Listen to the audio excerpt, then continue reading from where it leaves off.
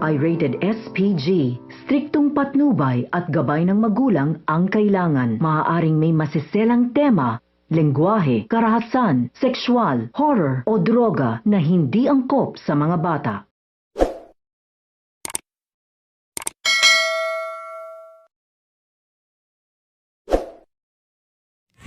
Nahikayat ni Jenny ang mga tao na umattend sa seminar ng negosyo ng kanyang nanay Menchie sa pamagitan ng kanyang pagkanta.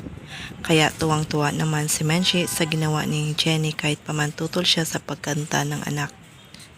Tatanungin ni Perry ang asawa kung kaya niya bang ibigay ang pinapangarap ng puso ni Jenny. Makikita naman sa mukha ni Menchie na naawa na ito sa kanyang anak. Samantala, tumakas si Nate sa kanyang press con interview para puntahan ang kanyang nobya dahil magsi-celebrate sila ng kanilang anniversary.